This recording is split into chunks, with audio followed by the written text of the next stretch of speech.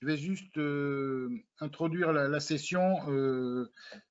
Donc, en rappelant le titre, hein, c'est que nous sommes dans une période critique à maints titres, notamment avec l'invasion de la Russie en Ukraine, qui donne des ailes à pas mal de personnes ou organisations dans le cyberespace. Et donc, c'est la raison pour laquelle, en ciblant les établissements hospitaliers publics, nous avons pensé qu'il était utile de rappeler certains principes relatifs à la cybersécurité. Les participants à cette session sont dans l'ordre non pas alphabétique, mais de leurs interventions. Donc, Monsieur Alain Juillet, dont je rappelle qu'il est l'ancien, en dehors de plein de titres et de plein d'éléments de formation dans de très grandes écoles, en passant par HEC, Normal Sup et d'autres choses. Ancien directeur du renseignement de la Direction générale de la sécurité extérieure, appelée la DGSE.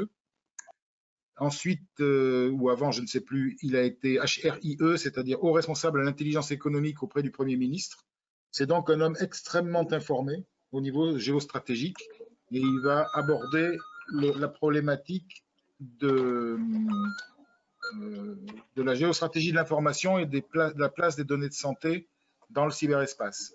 En deuxième lieu, M. Fabien Malbranc, qui est ancien fonctionnaire de sécurité adjoint auprès du haut fonctionnaire de défense et de sécurité des ministères sociaux, puis, ou avant, je ne sais plus, responsable de sécurité au ministère du Travail, ministère de la Justice, puis en responsable de sécurité zonale au préfecture de police de Paris, et actuellement responsable de sécurité des systèmes d'information du Health Data Hub à Paris. Il abordera les problèmes ou l'importance de l'organisation managériale de la sécurité des systèmes d'information. En troisième lieu, donc, nous avons un tripode dédié à l'aspect, je dirais, très concret, opérationnel de la problématique de sécurité. En premier lieu, donc, Sylvain François, qui est international reconnu pour avoir résisté à une attaque rançonnière étrangère, qui est directeur des systèmes d'information du CHU de Rouen. Et il parlera des méthodes de remédiation et d'anticipation des attaques. Ensuite, Philippe Touron, qui est responsable de sécurité au niveau de l'assistant public de Marseille, qui, entre autres, parlera de la coordination critique lors d'une simulation ou d'une attaque, et il pourra éventuellement dire un mot sur l'exercice qui bénéficie au niveau européen avec des simulations sur des attaques cyber. Et en dernier lieu, mais pas le moins bien, Stéphane Duchesne, qui est responsable de sécurité des systèmes d'information au CHU de Rouen, et qui nous parlera de l'importance, de l'incontournabilité de la coordination des systèmes techniques que sont les systèmes d'information, les SCADA, la gestion technique du bâtiment, le biomédical, qui doivent absolument travailler ensemble. Et c'est une quadrature du cercle de faire travailler ensemble non seulement des hommes, mais des organisations et également des techniques, des outils qui ne sont pas normativement au même niveau de maturation. Donc, je propose à M. Alain Juillet de nous donner un peu sa vision géostratégique de l'information au sens large du terme et de centrer après son propos sur la place des données de santé, de l'importance des données de santé dans le contexte cyber actuel. Je vous donne la parole. Donc, on m'a demandé de vous parler de la géostratégie de l'information et de la place des données de santé. Et pour commencer, je crois qu'il faut insister sur le fait que nous sommes dans le monde de l'information et qu'aujourd'hui, il n'est plus concevable dans tous les métiers, dans toutes les activités, de ne pas utiliser les moyens qui sont offerts pour développer sa connaissance, développer les informations. Et on voit bien que dans la compétition mondiale, celui qui est mieux informé que l'autre a un avantage concurrentiel réel. À tel point qu'aujourd'hui, on assiste, dans la plupart des grands pays d'ailleurs, à de véritables stratégies de développement, d'acquisition d'informations, pas seulement par les services de renseignement, mais également par les grands groupes, de manière à être plus performant et surtout plus performant que les concurrents. Parce que dans cette bataille mondiale, aujourd'hui de l'information et puis de l'économie en général, hein, eh bien, on s'aperçoit que plus vous êtes informé et plus vous avez des chances, je dirais, plus vous réduisez l'espace d'incertitude et plus vous avez des chances donc, de pouvoir gagner. Alors ça, c'est le premier point. Mais derrière, on voit aussi que maintenant, l'information, ce n'est plus uniquement le moyen pour les entreprises de gagner dans la compétition, c'est plus le moyen pour les États d'être plus efficaces qu'un autre État ou de mieux négocier. Ça rentre dans tous les domaines d'activité. Et ça, c'est quelque chose qui est aussi on peut dire, qui s'implante progressivement au niveau international, hein, parce que on voit que aujourd'hui, les États en particulier ont compris que à travers un supplément d'information ou à travers ou en changeant le rapport de force grâce à l'information, eh bien, on peut arriver à prendre des positions très intéressantes et plus importantes que les autres. Je ne vais pas rentrer en tous les détails, mais puisqu'on est dans le domaine de la santé, ça a été très intéressant pour des professionnels, par exemple, de voir la bataille des grands laboratoires pharmaceutiques en ce qui concernait la mise au point des vaccins, avec la compétition entre les différents laboratoires, les campagnes d'influence ou d'image des différents laboratoires, évidemment pour promouvoir leur version et pas celle des autres. On a vu de ce côté-là une bataille qui est très intéressante, d'autant plus intéressante que derrière, les enjeux financiers étaient absolument colossaux. Et c'est vrai que là, quand on regarde ça de loin, on a tendance à oublier que derrière cette bataille de l'information qui existe dans tous les domaines, il y a toujours des enjeux financiers importants. Et il ne faut pas oublier que là, à ce niveau-là aussi, hein, on voit des États, des pays qui prennent parti pour leurs entreprises, qui prennent parti pour aider leurs entreprises, de manière à ce qu'elles puissent créer, je dirais, le break, comme on dit en tennis ces jours derniers, hein, créer le break et pouvoir à ce moment-là, évidemment, gagner. Les Français, dans ces dernières années, on souffre en définitive d'une évolution au niveau de la santé très intéressante parce qu'on a été considéré il y a 30-40 ans comme les meilleurs au monde et de loin. Et puis progressivement, on a perdu pied. Alors, il y a probablement des problèmes techniques internes, mais il y a aussi des effets d'image parce qu'il y en a d'autres qui ont su vendre, je dirais, la marchandise mieux. Et puis surtout, et c'est là où je vais en arriver, il y a eu aussi la prise de conscience qu'en pour être efficace, il fallait avoir un maximum d'informations. Aujourd'hui, face à cette situation, on assiste à une multiplication des attaques. Et les attaques et leurs conséquences concernent l'ensemble des activités administratives, l'ensemble des activités industrielles, et je dirais dans tous les domaines. Hein. Et elles sont facilitées, bien sûr, parce qu'avec l'utilisation du numérique, les liaisons Internet et puis les outils nomades, hein, parce que maintenant c'est devenu général, pas seulement par le distanciel, mais par le fait que nous utilisons tous des outils connectés ou pas à nos sites de travail hein, et qu'on utilise partout. Donc, et dans ce cadre-là, il est clair que la santé est particulièrement exposée. Et ça, c'est là-dessus, moi, je voudrais beaucoup insister. Elle est particulièrement exposée parce que les gens n'ont pas conscience, et je pense pas uniquement au niveau du public, du grand public, mais même au niveau de la santé. Moi, je vois beaucoup de gens que je connais qui n'ont pas conscience de la valeur des données de santé et de tout ce qu'on peut tirer des données de santé. Parce que a priori, on se dit, bah oui, c'est des données, mais il faut protéger, la RGPD est là pour nous protéger, pour protéger nos informations, sur nos informations personnelles. Mais je crois qu'il faut arrêter de rêver. D'abord, parce qu'il ne faut pas oublier que la RGPD, elle s'applique sur le territoire national et sur le territoire européen avec quelques variantes, mais elle ne peut pas s'appliquer ailleurs. Or, je vous rappelle quand même qu'Internet et le numérique, il n'y a pas de frontières. Donc, premier problème d'abord, qu'il faut bien se dire, c'est que les lois que nous passons chez nous nous protègent par rapport à des gens qui sont chez nous, mais ne nous protègent pas par rapport à des gens qui sont hors Europe.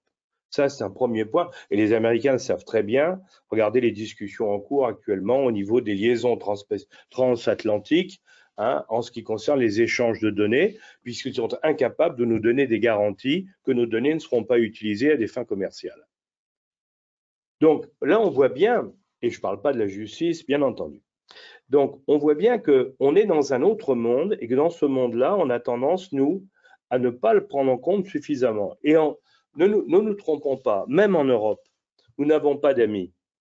Les Français n'ont pas d'amis. Les Français n'ont jamais eu d'amis. On a des partenaires, on a des alliés, ça c'est sûr, mais on n'a pas d'amis parce que être ami, ça veut dire qu'on est, on est à livre ouvert. Et vous verrez pas, vous verrez aucun pays d'Europe être à livre ouvert avec nous parce que chacun, et c'est normal, défend ses intérêts. Les données de santé sont devenues quelque chose d'essentiel au niveau mondial et les gens en ont pris conscience avec Bill Gates, hein, avec le patron, le grand patron dans les GAFA. Bon, pourquoi? Parce que Bill Gates a été le premier qui officiellement, ouvertement, avec tout l'argent qu'il avait gagné dans le cadre du numérique, s'est mis à acheter au niveau mondial, hein, des données de pays entiers. Le dernier, en l'occurrence, c'est le Bangladesh. Il a acheté toutes les données de santé au Bangladesh.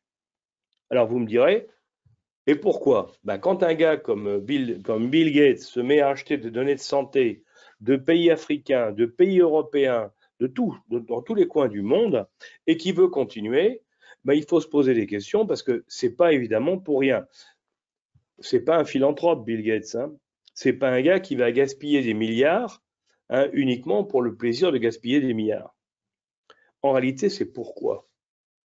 C'est parce que les données de santé aujourd'hui sont devenues, je vous le disais, c'est le deuxième en point de vue gisement de données, hein, chez nous et ailleurs, mais surtout, les données de santé sont fantastiques pour aider à la prévision et à la prospective dans quantité de métiers, à commencer par les produits pharmaceutiques et les assurances.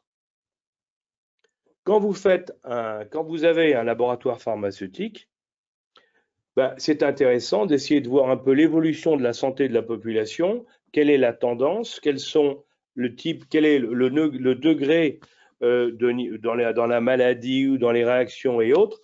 Bref, on peut, à partir de toutes les données de santé chacun et en les exploitant, et en ayant des résultats dans la durée, eh bien, on arrive à pouvoir imaginer en particulier les volumes de production de médicaments qu'il faut faire. Or, comme les médicaments ne sont pas des produits qui sont éternels, eh ben, si vous pouvez adapter, hein, votre production aux besoins, ben, vous êtes déjà gagnant, vous faites des économies. Mais si vous pouvez répondre à une poussée dans le futur, c'est encore plus fort. Si vous pouvez prévoir qu'il va y avoir une maladie, un développement, une mode pour quelque chose dans les mois ou les années à venir, eh ben, vous pouvez à ce moment-là en tirer parti. Et pour les assurances, c'est encore plus important. Quand AXA et les autres avaient commencé à faire de l'assurance vie, hein, on vous commençait par vous dire est-ce que vous avez eu un cancer? Et si vous répondiez au questionnaire en disant oui, ben, l'assurance vie, c'était fini. Bon, on peut se poser la question de savoir, hein, si c'est tout à fait normal d'ailleurs, qu'on se pose ce genre de questions et que surtout si vous êtes honnête et que vous répondez aux résultats, enfin vous répondez, eh ben, vous allez retrouver à ce moment-là pénalisé. Mais si vous ne posez pas la question parce que vous avez les renseignements autrement, c'est beaucoup plus efficace et c'est beaucoup moins suspect et ça rapporte beaucoup d'argent. Donc, si vous voulez, c'est ça. Et on voit bien. Donc, les assurances ont tout intérêt. Les laboratoires de recherche, c'est pareil. Ils ont tout intérêt à savoir vers où on va. Quand on annonce des épidémies, des pandémies, enfin, ou un certain nombre de choses, quand on les prévoit, quand on peut les modéliser, c'est ce que dit Bill Gates aujourd'hui. Il dit, moi, ce qui m'intéresse, c'est de modéliser les pandémies. Parce que s'il modélise les pandémies, derrière, il peut vendre l'information sur ce qui va se passer aux hôpitaux, pour les plans de charge, le personnel, l'organisation et ainsi de suite, et bien sûr les dates. Hein. Il peut le faire au laboratoire, il peut le faire au laboratoire pharmaceutique de production de médicaments. Bon, il va le faire aux assurances, il va même le faire à l'État. Vous avez vu récemment qu'en France, On avait maintenant, là, on faisait appel à des sociétés extérieures de conseil pour se faire conseiller dans les ministères, dont la santé. Donc, ça vaut de l'or, tout ça. Celui qui détient les données et qui est capable de les utiliser de manière intelligente, bah, évidemment, il a un avantage par rapport à tous les autres. Et d'une part, il va vendre ces données pour celui qui les collecte, mais pour ceux qui vont les utiliser, il va avoir un avantage concurrentiel par rapport aux autres. Si je sais qu'il y a une épidémie de telle maladie dans les 4 mois qui viennent et que je suis capable de produire par avance ou dès le début les médicaments qu'il faut en quantité suffisante, je suis le grand gagnant de l'opération. D'autant plus que je pourrais dire à tout le monde, mon produit est disponible, vous pouvez y aller. Ouais. Alors, à partir de là, on comprend que puisque les données sont si rentables, puisque les données sont si utiles en définitive, et si on les valorise, si rentables comme je le disais, ben, il y a des gens qui peuvent être tentés, et il y en a beaucoup, qui sont tentés d'aller vous piquer les données en question. Pourquoi? Parce que ça rapporte de l'argent, et en définitive que le risque, il est pratiquement nul, ou il est très faible. Parce qu'aujourd'hui, quand vous allez faire une attaque, évidemment, vous n'allez pas commettre la bêtise de faire l'attaque depuis le pays où est située votre cible. Le hacker qui veut faire une rançon, qui demande une rançon, il ne va pas attaquer depuis Paris un hôpital qui est à Angers. Ce n'est pas son intérêt. Il va le faire du bout du monde, dans un pays dans lequel il ne risque absolument rien. Donc non seulement on va vous attaquer et on va vous demander plein de choses, ou on va vous pirater plein de choses, mais en plus, eux ne risquent pratiquement rien, puisqu'ils sont dans des pays qui sont tellement éloignés, on ne pourra pas les prendre, on ne pourra pas les poursuivre, et même dans certains pays, ils sont protégés. Donc, on voit bien qu'en plus, si vous voulez, les attaques sont facilitées. Alors, il faut bien faire la part des choses aussi entre ce qui se dit sur les attaques et les non-attaques, parce que, et puis, il faut voir aussi qu'il y a d'autres moyens que des attaques informatiques. Quand vous avez vu récemment, c'est vous des spécialistes, c'est pas moi, mais moi ça m'a frappé. La société qui a pendant plus d'1 an été achetée dans les pharmacies la copie de toutes les ordonnances. Vous l'avez vu ça? Bon, c'est quand même fabuleux. Parce qu'il achetait, les pharmaciens étaient tout contents, ils touchaient un peu d'argent pour chaque ordonnance dont l'autre prenait copie. Mais ils ont récupéré comme ça des millions et des dizaines de millions d'ordonnances et d'informations sur les patients français, avec, entre parenthèses, toutes les données, sur la carte vitale et ainsi de suite.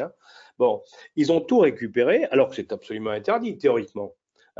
Et bien sûr, c'est pas pour rien, c'est parce qu'ils le revendaient. Alors, je ne sais pas s'ils le revendaient à M. Bill Gates ou à des laboratoires pharmaceutiques ou à d'autres, mais ça a marché. Et à la surprise générale. Et quand on a dit, mais enfin, c'est un scandale, ah oui, on ne l'avait pas prévu. Ah bah oui, ben oui. On s'est fait avoir. On s'est fait avoir alors que dans le monde entier, on sait que les données de santé sont devenues une denrée qui valent beaucoup d'argent. Quand on regarde ce qui s'est passé, là je prends les références du CERT Santé et de l'ANSSI, puisque l'ANSSI coiffe un peu tout ça. Bon, c'est quand même fabuleux de voir qu'en 2021, l'année dernière, 52% des attaques étaient malveillantes sur le système, sur les établissements de santé. Il y a eu, si je me souviens, un peu plus de 730, je crois, incidents dans les établissements de santé. Mais sur ceux-là, il y en avait 52% qui étaient vraiment de la malveillance. Les autres, c'était des erreurs. Les erreurs, entre parenthèses, ça coûte cher, mais c'est un problème de formation. Mais les attaques malveillantes, elles ont quand même, quand on sait le résultat, c'est qu'elles ont été obligées, les structures ont été obligées de mettre en place un fonctionnement dégradé, des systèmes de prise en charge des patients, de 1 à plusieurs jours. Donc, c'est pas rien quand même. Et tout ça, quand on regarde ces types d'attaques, c'est parce que effectivement, les hackers, ils ont compris que ça pouvait rapporter beaucoup. Alors, vous me direz, ah oui, mais ça, c'est plus des données de santé, c'est autre chose. Il faut quand même voir, parce que il y a eu des attaques par rançongiciel, puisque c'est comme ça qu'on les appelle en France, les ransomware. Il y en a deux grands systèmes qui fonctionnent et utilisés en France par les hackers, un qui s'appelle Ruik et l'autre s'appelle Conti. Ça, c'est pour les techniciens, pour le logiciel. Mais qui est effrayant quand même des pensées, c'est que l'année dernière, on a eu Dax, Villefranche-sur-Saône, on a eu Arles qui ont été attaqués, mais on a eu aussi des exfiltrations massives de données de santé, piratées à des laboratoires de biologie médicale. Et puis à Paris, entre parenthèses, à la HP, hein, et plus récemment encore à la CNAM, cette année. Hein. Et là, c'est des données de santé qui ont été piratées avec tous les éléments que ça.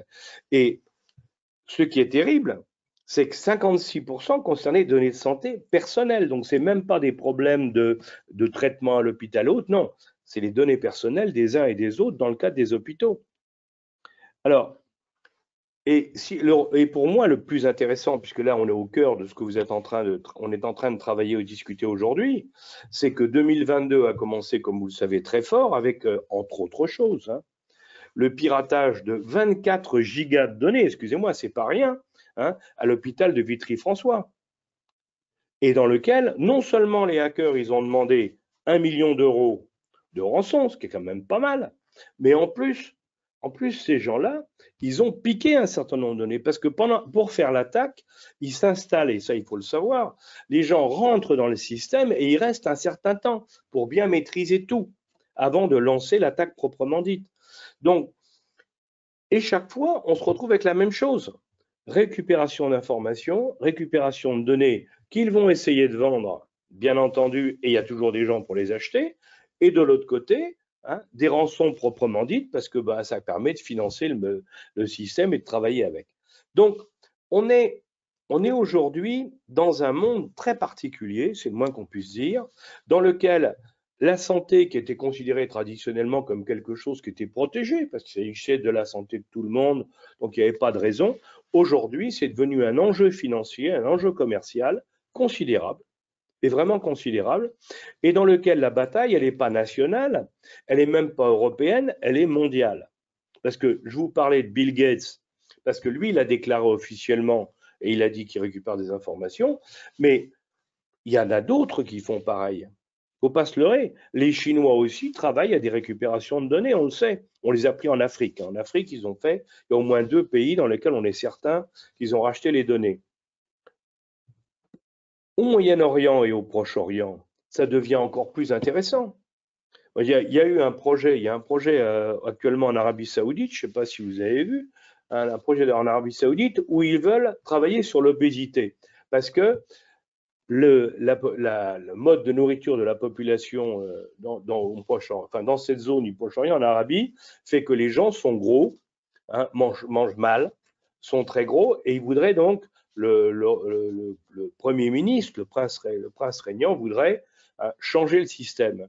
Bon, ce qui est intéressant là-dedans, c'est que pour y arriver, ils ont été achetés toutes les données sur l'obésité dans 5 pays du Moyen-Orient qui correspondaient plus ou moins aux leurs, de manière à commencer à étudier leur système. Donc on voit bien que, en définitive, tout ça, c'est en train de se mettre en place partout, dans le monde entier, sous la pression des États, comme en Arabie Saoudite, qui manipulent directement, avec des milliardaires, comme avec Bill Gates, ou avec d'autres, hein, ou les Chinois, c'est l'État chinois, c'est bien évident. Hein, et il faut que nous, on apprenne à se défendre par rapport à ça. Or, dans cette défense, on ne peut plus être naïf. On ne peut pas faire face en disant « Ah ben non, nous, ils ne nous attaqueront pas ».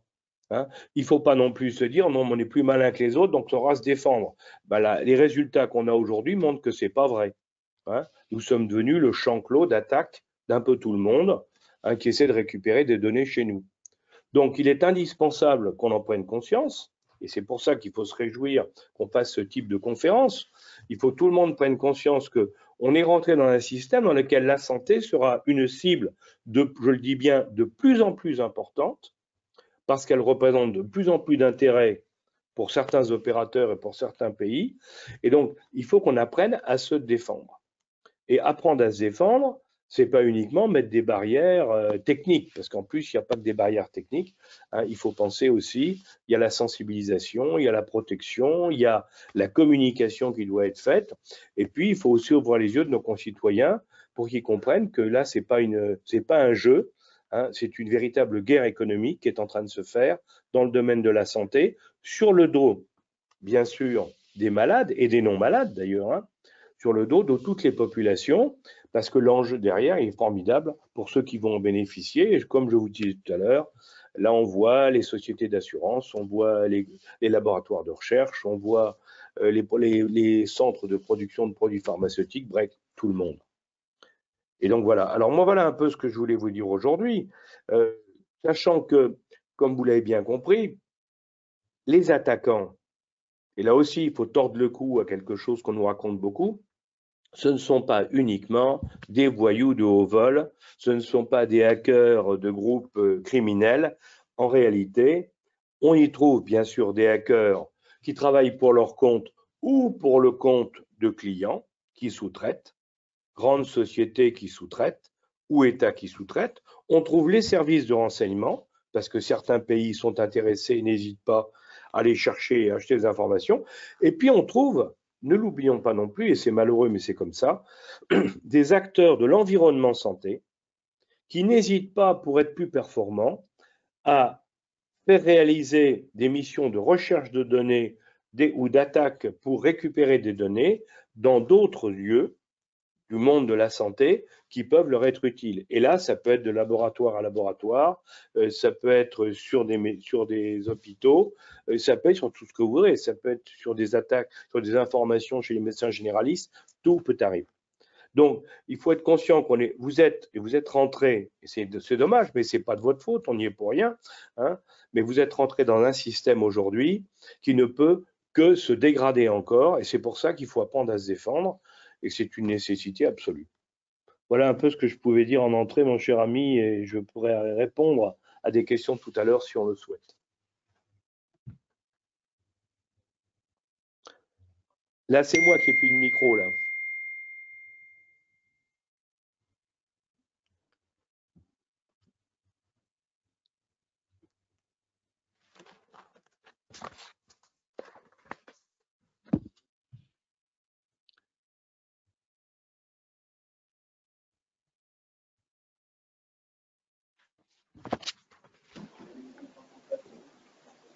Jean-Pierre, si tu nous parles, on ne t'entend pas.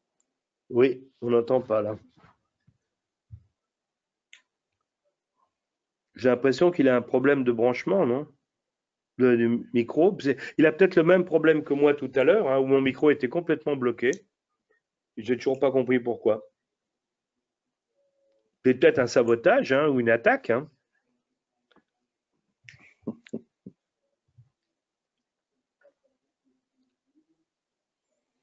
Non. Bah écoutez, du coup, je vais prendre le relais. Donc je suis là, moi, pour vous parler un petit peu de la nécessité de prendre le sujet cybersécurité autrement que par l'aspect technique, hein, puisqu'en fait, c'est un risque maintenant pour toutes les organisations et pour tous les hôpitaux qui tournent et qui fonctionnent correctement uniquement parce qu'ils ont le support numérique à disposition. Si je reviens sur les éléments qui ont été apportés par Monsieur Juillet tout à l'heure, on a effectivement un phénomène de sidération quand une attaque survient dans un établissement. On se retrouve avec quelque chose qui était impensable. Le jour-nuit sur un système d'information, ça ramène l'établissement au XXe siècle, au début du XXe siècle, c'est-à-dire à ressortir des procédures papier pour continuer à apporter des soins aux patients et à perdre toute capacité de communiquer, toute capacité de récupérer des éléments sur ses fournisseurs, de payer ses fournisseurs, de payer ses soignants et de payer ses employés. La difficulté, c'est que quand l'incident survient, s'il n'a pas été anticipé, si des procédures de repli n'ont pas été imaginées, si une stratégie de communication n'a pas été établie, c'est un petit peu la catastrophe puisque l'établissement se retrouve dans le noir du jour au lendemain ou de l'heure à l'heure suivante. Et comme le disait tout à l'heure Monsieur Juillet, les attaquants prennent le temps d'étudier le système d'information qu'ils ciblent avant de le mettre par terre et avant de déployer leur rançongiciel. Donc sur les attaques sur lesquelles je suis intervenu en 2021 lorsque j'étais FSSI adjoint côté santé, ce qu'on a pu voir, c'est que globalement les attaquants s'installent sur le système d'information pendant une petite quinzaine de jours, l'histoire de collecter l'ensemble des informations qui leur seront nécessaires à porter en un minimum de temps l'attaque la plus destructrice pour l'établissement en question. L'attaque la plus destructrice, en général, elle commence par une prise d'empreinte sur la partie Active Directory de façon à récupérer les credentials les plus élevés et de façon à déployer le rançongiciel avec le maximum de droits, ce qui permet de faire disparaître les sauvegardes et l'ensemble des systèmes qui sont interconnectés sur l'Active Directory.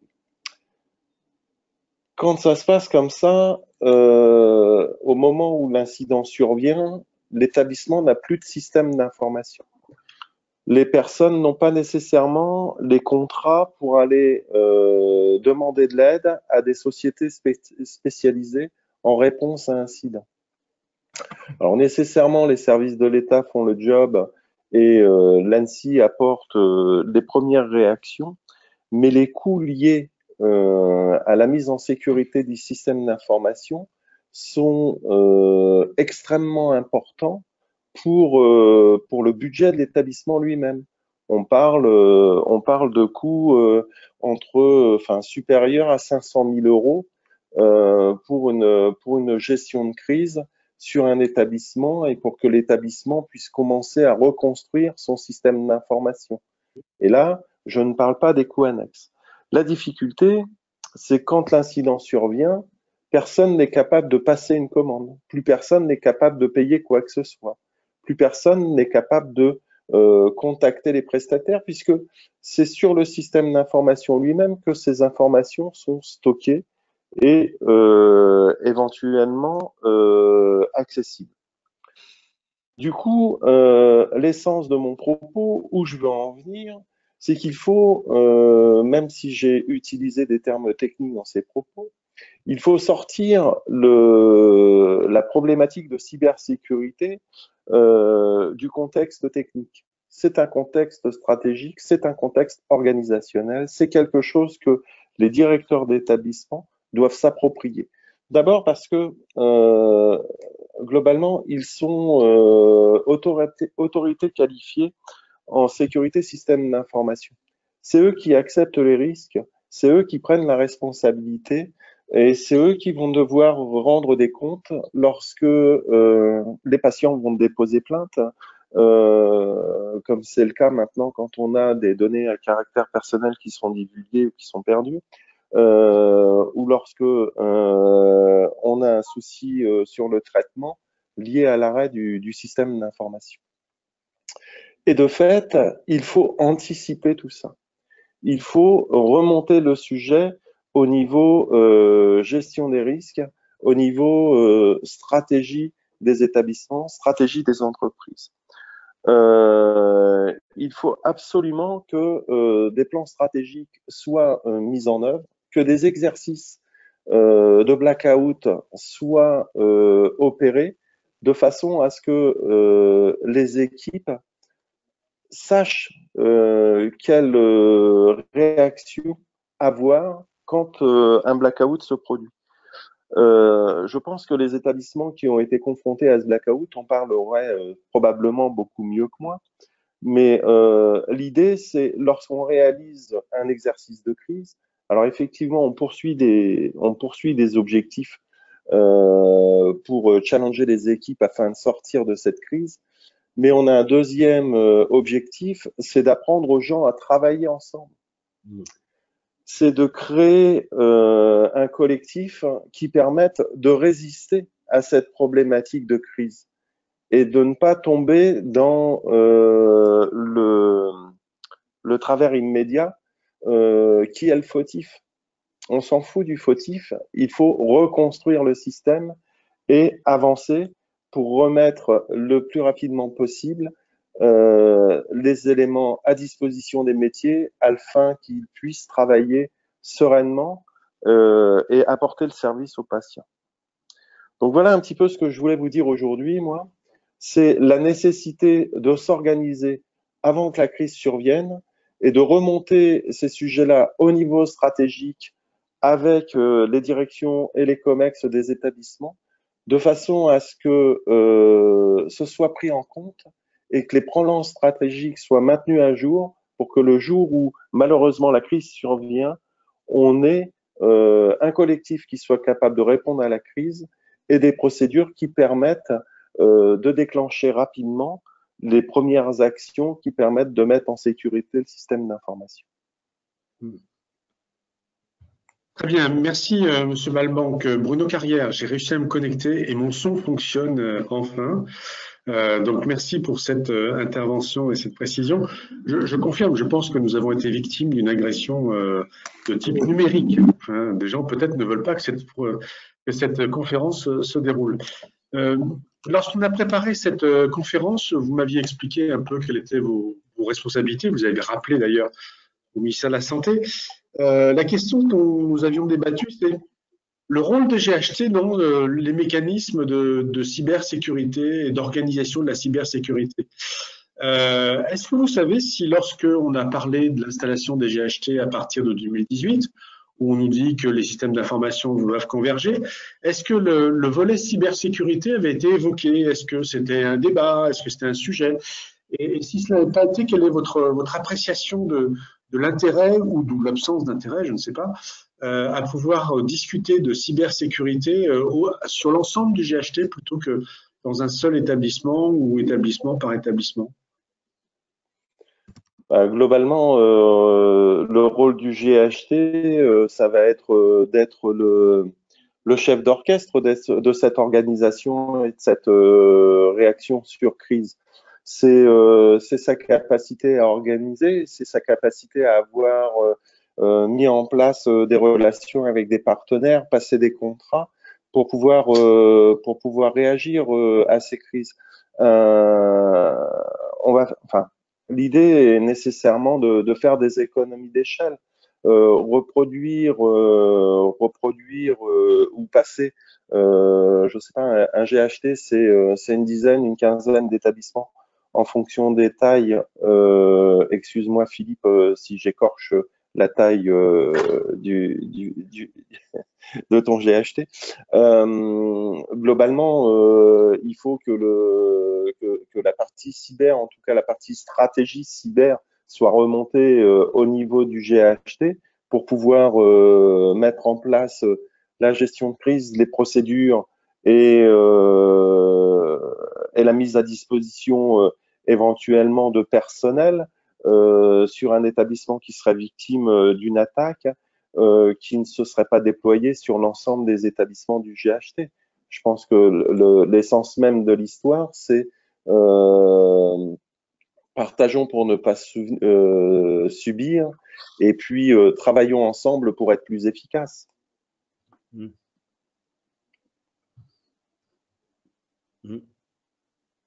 Micro serait mieux. Merci pour ces précisions. Je rappelle aux participants qui nous écoutent que vous avez la possibilité de poser des questions, soit en levant la main, et on vous donnera la parole bien volontiers, soit par le chat. Et je ferai des arrêts régulièrement pour éventuellement prendre les questions et que les conférenciers puissent répondre. Donc, on a eu deux points de vue. Un point de vue très stratégique, très macro, où on nous a exposé les menaces. Ensuite, on a commencé à descendre un peu plus proche du territoire français, où on a posé des principes d'organisation, de sécurité, des recommandations qui ont été faites. Maintenant, on va rentrer vraiment dans le retour d'expérience. Et je vais passer la parole à Sylvain François. Il est directeur des systèmes d'information au CHU de Rouen. On vous a parlé d'établissements qui avaient croisé des difficultés, qui avaient été victimes d'attaques. Alors, le CHU de Rouen a été victime d'une attaque et on va expliquer à Sylvain François de nous expliquer un peu ce qui s'est passé. Et semble-t-il, vous avez réussi à restaurer progressivement un certain nombre de fonctionnalités dans des délais plus courts que ceux qu'on a pu voir dans d'autres endroits. Donc, ce que j'aimerais, c'est que vous nous expliquiez concrètement qu'est-ce qui s'est passé, comment ça se manifeste, quels sont les signaux d'alerte que l'on peut repérer, sur lesquels qui permettent d'éveiller l'attention des différents acteurs, et puis concrètement, qu'est-ce qui se passe, comment ça s'arrête, qu'est-ce qui fonctionne, qu'est-ce qui ne fonctionne pas. On vous laisse nous exposer tout ça. Très bien, bonsoir à tout le monde. Alors effectivement, ma présentation n'aura pas la prétention d'apporter une expertise technique parce qu'effectivement, elle se faufile à travers des présentations de vrais responsables de la sécurité. L'idée, effectivement, c'est plutôt d'apporter un témoignage d'un point de vue d'un directeur fonctionnel qui, comme l'indiquait M. Carrière, effectivement, a vécu une attaque. Donc, l'idée pour moi, c'est peut-être de vous décrire rapidement comment s'est déroulée la détermination de cette attaque et puis comment on a réagi au niveau du CHU de Rouen pour en tirer au fur et à mesure des éléments effectivement qui nous semblent vraiment indispensables d'anticiper au niveau de chacune de nos structures et puis aussi en tirer des axes d'amélioration par rapport à ce que nous, on a vécu en la matière. Donc, par rapport à l'attaque que l'on a vécue en novembre 2019, déjà signaler un premier élément qui semble être un lieu assez commun à ce type d'attaque, c'est que notre attaque a eu lieu un vendredi soir, vers 19h, si ma mémoire est bonne. Donc, en fait, déjà, il faut savoir que les attaques ne se déclenchent pas par hasard. Elles se déclenchent aussi au moment où la structure, peu importe qu'elle soit publique ou privée, sera la moins propice à répondre efficacement à l'attaque. Donc, vous en doutez bien qu'un vendredi soir, c'est une période où les équipes sont en faible quantité au niveau des DSI. Donc, signalement d'ailleurs à travers l'astreinte informatique de l'établissement, assez rapidement par jeu d'escalade au niveau de nos astreintes, détermination d'une incapacité à se connecter à notre système d'information, et puis on en a assez vite déduit effectivement que l'établissement subissait une cyberattaque. Donc, on a très vite mobilisé sur place les équipes techniques, ce qui m'amène déjà à un premier élément par rapport au retour d'expérience. La volonté que l'on aurait, le réflexe que l'on aurait, c'est de se dire on va rappeler la totalité des ressources sur place et puis on va mettre le maximum, on va mettre le paquet pour remédier. Déjà, premier élément à retenir, c'est que la gestion d'une cyberattaque, c'est pas un sprint, c'est un marathon. Donc, il faut se préparer, aussi costaud soit le système d'information, à ce que ça dure longtemps, voire très longtemps. Effectivement, comme M. Carrière l'a indiqué, on a eu la chance de pouvoir apporter une remédiation relativement rapide. Mais quand on va le voir, relativement rapide, c'est quand même plusieurs jours. Alors, parfois, ça dure plusieurs semaines, parfois, ça dure plusieurs mois, effectivement. Mais à minima, de toute façon, c'est plusieurs jours. Donc, déjà, partons de ce principe. Donc, quand on a demandé à une partie des équipes de venir au niveau du CHU, assez rapidement, on a souhaité mettre en place une gouvernance, si je puis dire, de crise. Donc, n'oublions pas que nous sommes dans un hôpital. Donc, nous avons à gérer des patients. Donc, en tant que directeur du système d'information, il y avait deux éléments à prendre en compte. D'une part, le traitement de la question du système d'information, mais aussi d'autre part, est-ce que nos patients peuvent continuer à être pris en charge aujourd'hui et est-ce qu'ils sont en sécurité? Donc, assez vite, en tout cas dans notre monde hospitalier, il faut très vite scinder en termes de gouvernance de crise, la crise purement technique, informatique, avec ses actions de remédiation, et aussi la gestion de la crise au niveau de la prise en charge des patients. Donc, assez rapidement, avec la direction générale de l'établissement et globalement aussi avec le directeur de garde de l'établissement, on s'est réparti les tâches, c'est-à-dire qu'il y a d'une part l'organisation de la prise en charge, comme je le disais, et d'autre part les actions informatiques.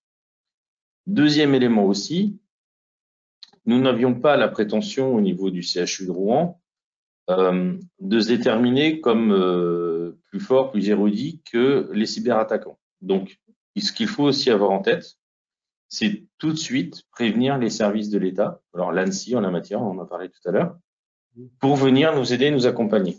Chacun son métier, chacun ses compétences, chacun ses outils. Nous, on a pu assez vite déterminer que de toute façon, on n'avait pas du tout, je dirais, le niveau, les armes par rapport aux personnes de l'ANSSI, qui ne sont d'ailleurs pas là pour nous faire la leçon ou la morale, elles sont vraiment là pour nous accompagner et nous aider. Donc ça, c'est un autre élément aussi que je peux apporter d'ores et déjà. Ensuite, quand nous avançons dans le traitement de la cyberattaque, comme on l'a compris, on a scindé la phase d'investigation et de recherche en fait au niveau du ransomware et de notre capacité à l'éradiquer versus la remédiation, donc c'est-à-dire la remise en service du système d'information.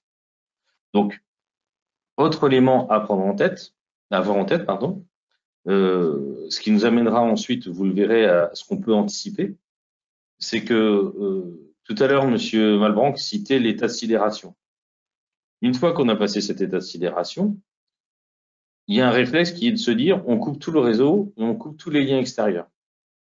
Sauf qu'un hôpital, alors d'autant plus un CHU, c'est un établissement de recours. Donc quand vous coupez vos liens réseau et vous coupez vos liens réseau extérieurs, potentiellement vous coupez l'accès à votre SAMU, vous coupez l'accès à vos urgences, vous coupez la communication interne entre les réa, les blocs opératoires, l'anesthésie. Donc on en parlera après, mais si cette organisation dégradée dans un établissement n'est pas anticipée, n'est pas préparée, ça peut créer une vraie cacophonie et un vrai risque dans la prise en charge des patients. On y reviendra ensuite. Donc, si maintenant on revient sur la phase de remédiation, je dirais de restauration du système d'information. Il faut avoir une organisation au sein des équipes en termes de gestion de crise qui soit très stricte, je dirais quasi militaire. C'est-à-dire qu'il faut absolument éviter la cacophonie au sein des équipes. C'est-à-dire que la tentation des équipes, c'est qu'elles vont vouloir aller au four et au moulin, elles vont vouloir en faire le maximum, alors qu'en fait, il faut savoir, entre guillemets, être raisonnable. Donc, comme on disait tout à l'heure, déjà que toutes les équipes ne soient pas sur place et que celles qui soient sur place soient bien réparties à travers ce qu'on pourrait appeler des pôles de compétences. Chacun doit avoir sa mission et chacun doit vraiment la suivre, ne doit pas chercher à prendre ses initiatives. C'est pour ça aussi que dans cette organisation de crise, il faut aussi avoir des responsables et des gens qui sont là pour décider et pour donner les consignes. Ça, c'est aussi un élément important parce que les équipes pourraient avoir des appels de l'extérieur, de certains services, pourraient avoir la tentation d'aller essayer de résoudre le problème plus sur une application que sur une autre. Et résultat, ça crée un système vraiment cacophonique au final qui va se révéler beaucoup moins efficace que si les choses sont cadrées, réparties. Alors, ça aussi, on peut anticiper ça, on en parlera, c'est-à-dire qu'il faut avoir une très bonne cartographie de son système d'information, connaître les applications et les infrastructures les plus critiques, celles qui le sont moins, et les services qui peuvent tenir son système d'information et ceux qui le peuvent moins. Donc ça, effectivement, je l'aborderai également. Une fois que cette remédiation et cette restauration s'est mise en place, comme je le disais tout à l'heure aussi, on est sur quelque chose qui est plutôt de l'ordre du marathon. Donc vous allez avoir des équipes qui vont réaliser une première nuit blanche, voire une deuxième nuit blanche, voire ne pas s'arrêter, ne pas manger, ne pas boire, ne pas prendre de pause. Il faut aussi donc savoir ménager les équipes. Donc ça, c'est un point qui peut paraître très basique, mais extrêmement important, la notion de logistique. Il est nécessaire de prévoir à boire, à manger, des chargeurs de téléphone portable, des chargeurs d'ordinateur portable. Ça peut paraître très bête ce que je dis, mais les équipes, une fois qu'elles sont entrées dans ce tourbillon, si je puis dire, de remédiation, en fait, elles n'ont plus le temps de traiter tous ces sujets. Et en fait, sur le long terme, en fait, c'est des équipes qui se fatiguent, qui se désorganisent, qui sont susceptibles aussi de faire des erreurs. Donc, il faut aussi prévoir au sein de l'organisation de crise une équipe qui gère la logistique pour venir soutenir, entre guillemets, les expertises techniques. Une fois que ces remédiations, ces restaurations ont lieu, il y a un autre élément qui est extrêmement important, c'est la communication. Alors, il y a la communication interne à l'établissement et la communication externe à l'établissement. Par expérience, je peux vous garantir que la communication des réseaux sociaux a été extrêmement compliquée à gérer pour nous dans les opérations de remédiation.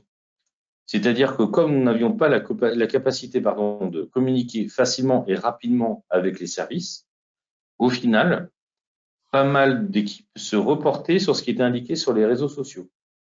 Et on a trouvé certains phénomènes où des personnes, des professionnels, suivaient plus les consignes de Pierre, Paul, Jacques, des inconnus sur les réseaux sociaux que les consignes que l'institution pouvait, elle, donner. Donc ça, c'est un autre élément important qu'on va pouvoir donc aussi discuter dans ma dernière partie, c'est comment on anticipe les organisations de la communication. Il est important de tenir informés les équipes et de savoir leur transmettre rapidement des consignes, si on veut aussi que la phase de restauration, de remédiation fonctionne. Dernier point qui m'amènera ensuite donc à parler de ce qu'on peut anticiper, le lien avec les sociétés extérieures. Le réflexe, bien entendu aussi, quand on parle de restauration, c'est de faire intervenir la plupart de nos partenaires économiques, notamment ceux qui agissent pour faire de la maintenance ou de l'expertise. Par contre, comme je l'indiquais, dans la quasi-totalité, je pense, des opérations liées à des cyberattaques, vous n'avez plus de lien réseau et de lien Internet. Or, la quasi-totalité désormais de nos contrats de maintenance sont liés à de la télémaintenance, avec des équipes qui ne sont plus physiquement organisées au sein des entreprises à venir rapidement sur site. Donc ça aussi, ça peut représenter un vrai problème, c'est-à-dire que d'autant plus un vendredi soir, comme je l'indiquais, et donc ensuite un week-end, vous avez une certaine latence, malgré la meilleure volonté du monde des entreprises. Je ne les mets pas nécessairement en difficulté. C'est juste que leurs organisations aujourd'hui sont basées sur des interventions en télémaintenance. Leur demander du jour au lendemain à faire intervenir des personnes sur place, c'est aussi un vrai challenge pour eux. Et ça aussi, ça donne de la latence. Alors, ça m'amène enfin à arriver donc à ce qu'on peut essayer d'anticiper. Alors, on parlait tout d'abord de l'aspect organisationnel. Nous avons la chance au niveau de nos hôpitaux d'être, si je puis dire, des personnes plutôt bien placées sur l'organisation. Je pense notamment au plan blanc, qu'on a d'ailleurs beaucoup utilisé ces derniers temps, qui sont des plans qui nous permettent de fonctionner de manière dégradée au niveau de nos établissements.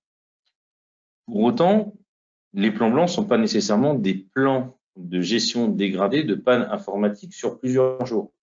Donc, on ne peut pas s'appuyer uniquement que sur ces procédures dégradées. Même si les services, et heureusement d'ailleurs, sont formés à prendre les patients dans toutes les conditions possibles, il faut quand même challenger au niveau de vos établissements les plans de crise qui vous permettent de tenir plusieurs jours sans système d'information. Et là aussi, vous verrez que les procédures dégradées de vos logiciels ne permettent pas nécessairement de réaliser un fonctionnement dégradé sur plusieurs jours. Généralement, ces procédures, elles sont plutôt calées sur des interventions programmées ou sur des dysfonctionnements de quelques heures, mais pas de quelques jours. Donc ça, c'est un élément aussi qu'il faut anticiper. On parlait aussi tout à l'heure par un intervenant précédent aussi de réaliser des exercices. Là, typiquement, on est dans ce cas de figure-là. C'est des choses qu'on peut anticiper, qu'on peut exercer. C'est ce fonctionnement dégradé, mais dans le cadre d'un arrêt à longue échelle du système d'information. Deuxième élément donc qu'on peut anticiper, c'est l'organisation de crise que je citais.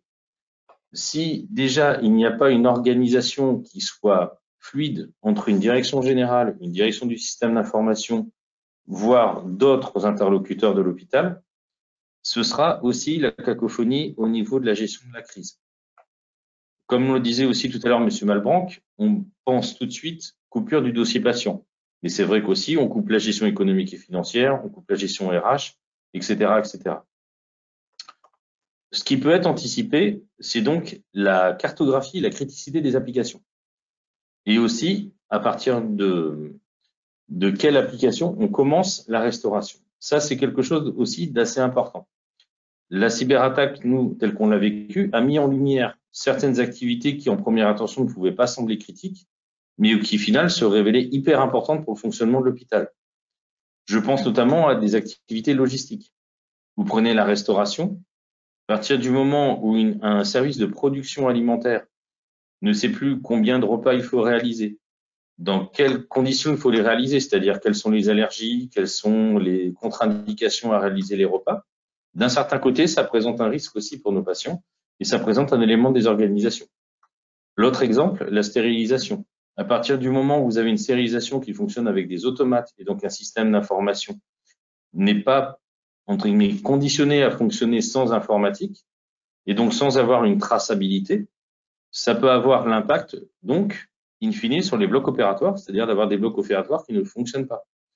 Donc, il y a certaines activités pour lesquelles il faut assez vite déterminer la criticité et de travailler avec eux sur les organisations dégradées si on veut tenir le choc, si je puis dire.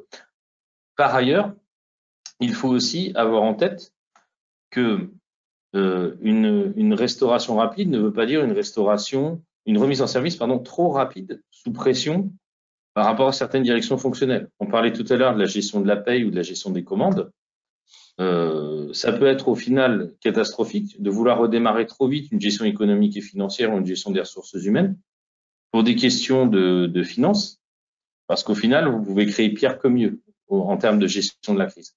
Donc, il faut aussi savoir anticiper avec une direction générale quels sont les éléments et jusqu'à quelle temporalité, en fait, des éléments peuvent être arrêtés. Notamment aussi prévoir des procédures dégradées pour ces activités-là, c'est-à-dire de déterminer avec une trésorerie, qu'une gestion de paye puisse se réaliser sur la base de la paye précédente, par exemple, avec des régularisations par la suite, plutôt qu'être tenu par une pression des dates de paye. Enfin, en termes d'anticipation, je parlais donc des liens avec les partenaires économiques. Je pense aussi qu'il est assez important de travailler de manière anticipée avec l'ensemble de nos partenaires économiques sur leur capacité à agir de manière physique sur place. Alors, ça peut se gérer par l'adaptation de contrats, mais à mon sens, ça doit aussi se gérer par rapport à l'appui sur un maillage local au niveau des prestataires de services. C'est-à-dire que à partir du moment où vous avez une capacité à travailler, tout en passant par ailleurs par des groupements et des centrales d'achat telles qu'Uniachat sur un maillage local, ça vous garantit quand même une facilité plus grande d'obtenir des interventions sur un court terme par rapport aux besoins d'expertise que vous avez. Donc, il y a pas mal d'éléments au final qui peuvent être anticipés, qui ne sont pas nécessairement de l'anticipation très technique. On est beaucoup sur l'anticipation organisationnelle, mais ce sont des éléments qui peuvent vraiment conditionner le temps de remédiation et de restauration que vous avez. J'en finirai par un, qui est la notion de sauvegarde de vos données. Ça répondra d'ailleurs à la question qui a été posée, pourquoi une remise en service a pu se faire assez rapidement au CHU de Rouen. C'est tout simplement aussi parce qu'on avait des sauvegardes relativement proches de l'instant de l'attaque, mais surtout qui étaient saines et qui étaient facilement restaurables. Un élément, je pense, déterminant au niveau des cyberattaques et dans la rapidité de remédiation, voire même la capacité à redémarrer, c'est tout simplement aussi d'avoir une sauvegarde de vos données. À partir du moment où vos sauvegardes elles-mêmes sont hackées et sont cryptées, vous n'avez plus rien. Donc ça peut créer, d'ailleurs c'est le cas, je crois que l'ANSSI le précise souvent dans ses conférences, ça peut créer la mise clé sous la porte de certaines sociétés. Si vous n'avez plus de données, votre société est morte. Pour un hôpital, on n'en est pas là, mais vous vous en doutez bien aussi qu'il y a une énorme perte au niveau de la capacité à prendre en charge les patients, mais surtout le fait que ça rallonge énormément les temps de remédiation. Donc je terminerai par ce point qui n'est pas un point de sécurité au sens propre, en tout cas tel qu'on le pense en première intention, c'est avoir de manière anticipée une gestion des sauvegardes avec des sauvegardes notamment hors ligne qui vous permettent en dernier recours de pouvoir restaurer votre système d'information. Voilà, c'est un petit peu ce que je peux vous donner comme retour d'expérience par rapport à ce que nous on a vécu au CHU. Très bien, merci beaucoup pour ces exemples très concrets. Alors, petite question là, comment vous avez fait pour la paye? Donc, si j'ai bien compris, vous avez pris la paye du mois précédent et vous avez lancé la paye, c'est parce que c'est quand même un peu sensible ce sujet-là. Alors, dans notre malheur, je dirais que la cyberattaque s'est située après le lancement de la paye. Néanmoins, dans nos processus, effectivement, on s'est préparé à se dire que si on tombait sur une cyberattaque en période de paye, il fallait par défaut indiquer à la DGFiP de reprendre la paye du mois précédent et puis ensuite de réaliser des régularisations. Au final, quand on y réfléchit, Il n'y a pas d'autre moyen à réaliser une paye que celui-là. Alors, au final, on se rend compte que ça couvre quand même 80% en termes d'exactitude d'une paye de l'hôpital. Ce sont les éléments variables de paye, en fait, qui sont affectés par ça. Donc, je dirais que c'est la moins pire des solutions. D'accord. Merci pour cette. Alors, on a reçu une petite série de questions, donc je vais vous les présenter. Et vous allez on va pouvoir répondre rapidement. Alors, tout d'abord, merci Monsieur Juillet pour cet exposé très complet. On peut souhaiter que l'arrivée de Monsieur Malbranck au Health Data Hub soit un signal de réaffirmation de la souveraineté sur les données de santé. Voilà, donc bravo messieurs. On met un peu la pression, donc manifestement, ça suscite quelques commentaires. La direction rend compte, la sécurité fait toujours partie des problématiques de conception. Souvent, l'attaque fait suite à un défaut de conception ou de paramétrage. Et puis après, il y a quelque chose sur lequel on reviendra parce que ça évoque comment on fait pour mobiliser les directions d'établissement et j'y reviendrai tout de suite après. Bonjour, tout à fait d'accord, mais très long à mettre en place sur le terrain. Oui, Monsieur Juillet, pardon, allez-y. Non, je voulais juste, par rapport à ce qui a été dit, il y a un point qui me paraissait intéressant. Je m'excuse d'interrompre une seconde, mais je pense que c'est intéressant par rapport à ce qui a été dit par Monsieur François et rebondissant sur ce que disait avant Monsieur Malbranck, c'est que on voit bien dans l'affaire qu'il a racontée que nous sommes en train de faire face à des voyous qui font la même chose dans les entreprises avec ce qu'on appelle l'escroquerie au président, qui a lieu aussi le vendredi soir, au moment où ils savent, parce qu'ils restent dans les entreprises en moyenne, il faut le savoir, hein, sans se faire repérer 210 jours. C'est pas un jour, hein. Ils restent 210 jours dans les entreprises, ils regardent tout, ils étudient tout, et au moment donné, à la fin, le vendredi, quand ils savent qu'il n'y a plus personne, en tout cas les responsables ne sont pas là, alors là, ils attaquent en sachant parfaitement comment il faut faire, avec les moyens, avec tout, ils connaissent tout. Hein. Et ça, il faut le savoir. C'est des techniques de voyous utilisées dans les entreprises et maintenant transformées ou adaptées aux hôpitaux. Pour les entreprises, sachez quand même que depuis que ça a commencé, l'escroquerie au président, elle a 5 ans de durée. On est à plus de 450 millions d'euros de rançons versées par les entreprises. Vous avez bien entendu les chiffres. Uniquement ça, l'escroquerie au président. Donc, c'est vous dire qu'on a affaire à des grands voyous et qu'il faut être préparé. D'où, moi, je ne peux qu'approuver ce qui a été dit et par M. Malbranck et par M. François, la nécessité absolue de se préparer, d'avoir des cellules de crise, de travailler la résilience. On reste tout ce qu'ils ont dit, parce que face à ce monde-là, si on n'est pas préparé, on meurt. Voilà, je ne dis plus rien. Bah écoutez, on va essayer de mourir, mais enfin mourir guéri, quoi, si j'ose dire. Donc après, il y avait des questions sur comment on mobilise les directions qui entraînent le mouvement, qui peuvent prendre des initiatives. On y reviendra juste après. Après, je continue à lister les commentaires. Bonjour, tout à fait d'accord, mais très long à mettre en place. Hein. Peut-être les prochains conférenciers pourront nous dire par quoi on peut commencer. RSC ici d'un GHT à 10 structures, 10 SIH en cours de convergence, mais différents, 10 organisations différentes. Donc là, peut-être revenir sur cette question du GHT et peut-être le prochain intervenant pourrait nous éclairer sur la manière de faire un travail de longue haleine que de faire converger toutes ces dimensions avec les moyens qui sont actuellement affectés à la SSI. Point de suspension. Dernière question, et alors là, vous allez m'éclairer parce que ça illustre bien la difficulté parfois de dialogue et de discussion et de compréhension mutuelle entre les techniciens des systèmes d'information et les directions générales, ce que j'ai été pendant quelques temps, dans le cadre de la future directive NIS V2. J'espère que j'ai bien prononcé. Va-t-on enfin passer du mode recommandation au mode plus contraint d'appliquer les bonnes pratiques et l'état de l'art en matière cyber? Aujourd'hui, c'est quand même OK, mais on n'a pas les moyens financiers humains. Donc, on reviendra sur ce qu'on va dire. Quelqu'un peut-il nous expliquer ce qu'est la directive NIS V2, ce que ça veut dire, et pourquoi on parle de recommandation à un aspect un peu plus contraint? Monsieur Malbranck, peut-être? Oui, je suis étonné que la question soit posée. La directive NIS V2 se traduit par la nomination des groupements hospitaliers de territoire comme opérateurs de services essentiels. Et du coup, comme opérateurs des services essentiels, il y a un certain nombre d'obligations sur la protection des systèmes d'information qui sont mis en place et dont l'application est contrôlée par l'ANSSI. Donc, si vous êtes, a priori, vous êtes tous regroupés maintenant au sein de groupements hospitaliers de territoire, donc au sein de votre GHT, vous devez avoir un référent cyber qui travaille avec les services du haut fonctionnaire de défense et de sécurité et l'ANSSI afin de mettre en place de mémoire les 24 règles obligatoires pour vos systèmes d'information déclarés SI d'importance essentielle. Cher, mais c'est beau.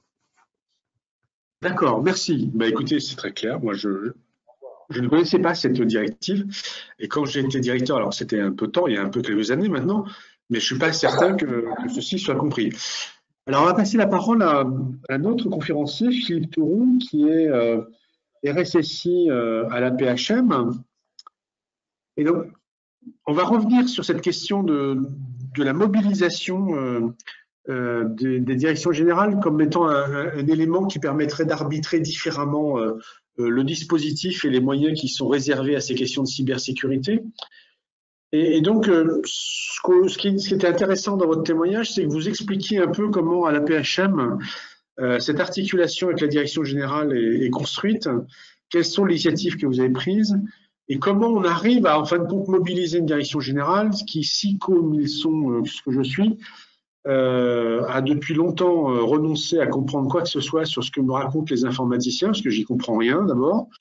Et puis ensuite, c'est pas toujours d'une grande clarté. Donc, comment on fait pour faire en sorte que cette question, au-delà des rappels que nous a fait M. Juillet tout à l'heure sur l'importance de ces sujets, comment on fait pour mobiliser et comment on fait à l'image de ce que M. François vient de nous exposer, comment on arrive à construire une dynamique positive qui vous permette à la fois d'anticiper, de prévenir et peut-être de traiter cette thématique. Voilà, M. Touron, expliquez-nous. Bonjour à tous, vous m'entendez? Très bien. Parfaitement. C'est bon? L'écran est en plein écran, c'est bon? Ok, donc merci à tous. Donc je suis Philippe Touron, je suis RSSI de la PHM, mais aussi du GHT, Hôpitaux de Provence. Donc c'est avec ces deux casquettes que je vais intervenir. Alors très rapidement, pour resituer comment ça peut se passer et comment ça s'est déjà passé dans plusieurs établissements, dont des établissements de notre GHT l'année dernière. La difficulté d'une cyberattaque, c'est que ça va très vite et ça dure longtemps. Donc, comme ça avait été dit par mon collègue tout à l'heure, faut se préparer plutôt à un marathon qu'à un sprint, sauf que le sprint se joue dans une première phase qui est de contenir l'attaque. Et c'est cette dualité qui fait que si on n'embarque pas plusieurs cellules de crise avec des temporalités différentes, on est très vite soit épuisé, soit décalé par rapport à la réalité de la situation.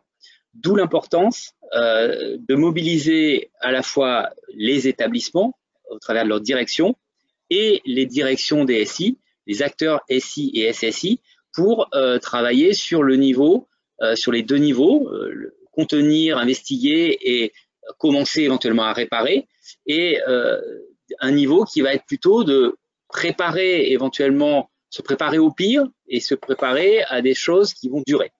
Et donc, on retrouve bien ces deux articulations dans une attaque cyber. Quand je suis arrivé dans le monde hospitalier, il y a une dizaine d'années, la première mesure de sécurité que j'ai mis en place, c'est une cellule de crise et former des acteurs à la gestion de crise.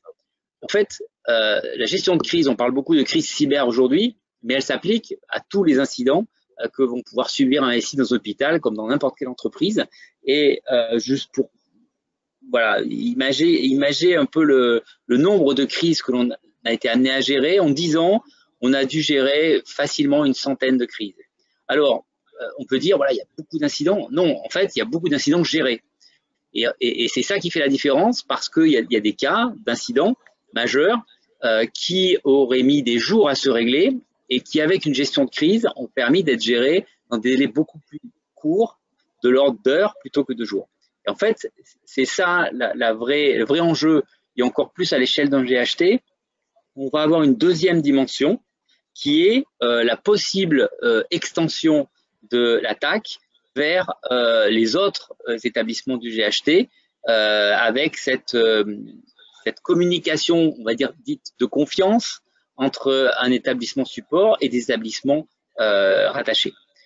Très rapidement, pour imager justement la vitesse, voilà les 4 étapes que vont mener des hackers lorsqu'ils vont tenter de venir voler de la donnée ou la chiffrer de manière malveillante. La première étape, le scénario est assez générique et il a été utilisé dans la plupart des attaques qui ont lieu depuis 2-3 ans. Donc la première étape, c'est de récupérer des infos, un prestataire de maintenance ou un personnel en télétravail, donc des comptes d'accès. Et à partir de là, cette manière d'entrer fait que toutes les barrières, les super mesures de sécurité qu'on a pu mettre pour filtrer des attaques visibles vont passer inaperçues parce que c'est quelqu'un de confiance qui attaque, c'est celui qui a le compte habilité, sauf que ce compte est usurpé. Et là, ça renverse le paradigme de la sécurité château fort dans lequel on s'est beaucoup impliqué dans la dernière décennie.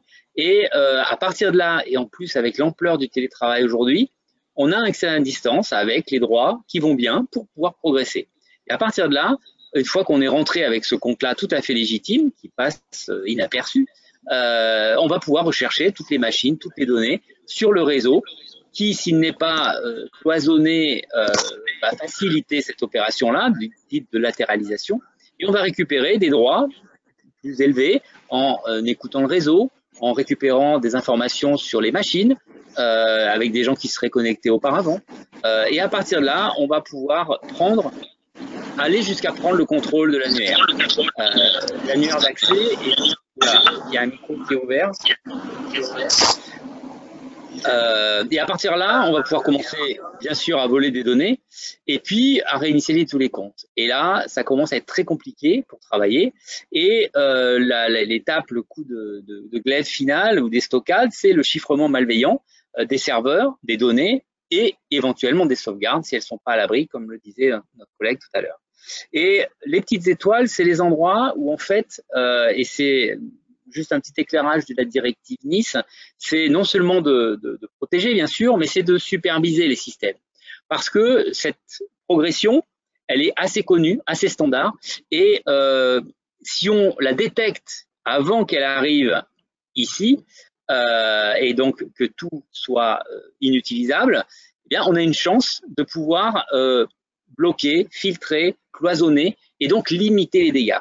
Et donc, la supervision des systèmes, donc 24/7, on l'a compris, les hackers ne sont pas en congé le vendredi à 17 h, et donc sont de préférence d'ailleurs sur le pont la nuit et le week-end. Donc, la supervision 24/7, c'est vraiment un élément majeur. Donc, le rétex de défense qu'on peut avoir et qu'on a vécu, nous, suite à nos différentes attaques, c'est avant tout de renforcer la détection et la supervision avant que ça soit trop tard. Et ça, de le gérer en 24/7. Si personne regarde les belles alarmes qui clignotent de partout, ça ne sert pas à grand-chose. Donc, à l'échelle d'un GHT, c'est vraiment aussi un questionnement d'organisation de cette supervision interne et ou externe. Et il y a une vraie problématique aujourd'hui de prise en compte de la temporalité de l'attaque cyber qui est plus celle de l'incident classique, on va dire, de panne d'un serveur, d'un panne de clim, voilà. Donc, on est dans une autre échelle de temporalité où si un compte usurpé qui commence à venir scruter le réseau et bloquer que le lundi matin, alors que tous les systèmes de supervision l'ont éventuellement détecté le vendredi à 17 h, vous comprendrez bien sûr que c'est trop tard. Donc, préserver les sauvegardes en ligne, on en a parlé, anticiper avec une gestion de crise et des entraînements, prévoir des solutions alternatives au téléphone, à la messagerie, aux annuaires qui sont souvent en ligne, des procédures papier. L'organisation plan blanc, comme ça a été dit, est un levier pour permettre ça. Prévoir des procédures dégradées. Il y en a un certain nombre dans les hôpitaux, mais c'est loin d'être complet. Et surtout des procédures dégradées qui vont permettre de fonctionner 4 heures, 8 heures, un jour, une semaine, un mois. Ce qui est la temporalité pour se remettre sur pied d'une attaque. La moyenne est à peu près de 3 semaines. Donc, préparer et organiser la communication. Donc, on en a pas mal parlé aussi. Être capable de communiquer vers l'extérieur, vers l'intérieur, communiquer des consignes au métier et communiquer entre les cellules de crise, sachant que vous l'aurez compris, la posture permettant de s'en sortir, c'est d'avoir plusieurs cellules de crise, une au niveau de la direction plutôt orientée type plan blanc, situation exceptionnelle, une qui va être plutôt focusée sur l'organisation du SI, mode dégradé, cloisonnement, et une qui va être organisée pour l'investigation, qui pourra être d'ailleurs faite avec un PRIS, un prestataire de réponse sur incident de sécurité, et qui nécessite des compétences d'expertise très pointues que les hôpitaux n'ont généralement pas et n'auront certainement jamais. Donc, il y a vraiment un besoin de professionnalisation de cette investigation et d'aide en ce sens-là. Le futur, vous avez le petit panneau derrière moi, le projet SafeCare, c'est un projet européen que la PHM a piloté pour trouver des systèmes innovants de protection des systèmes critiques de santé.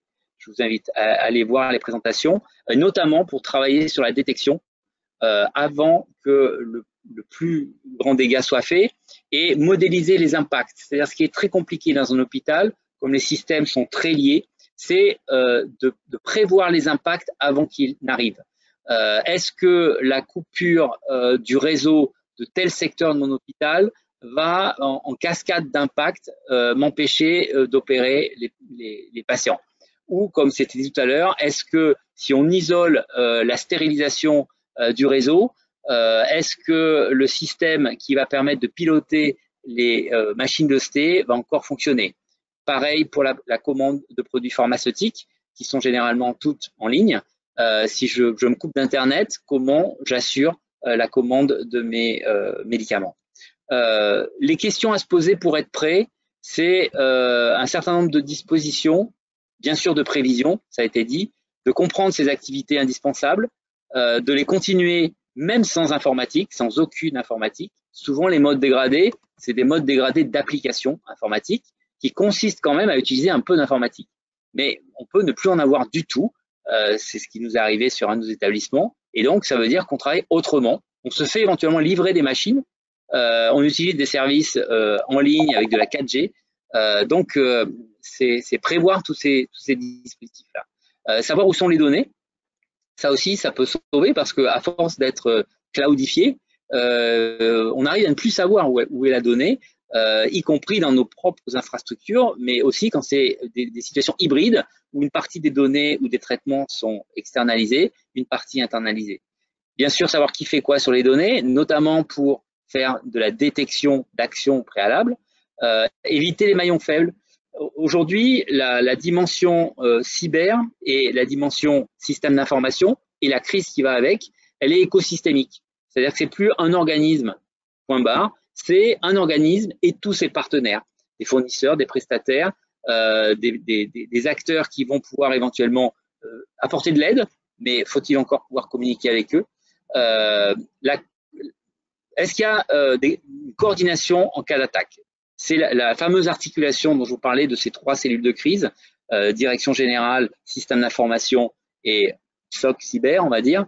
Est-ce qu'on pourra avoir à recourir à de l'aide, notamment pour le SOC cyber, et qui devons-nous alerter, informer, comment les chaînes d'alerte sans informatique posent un véritable problème.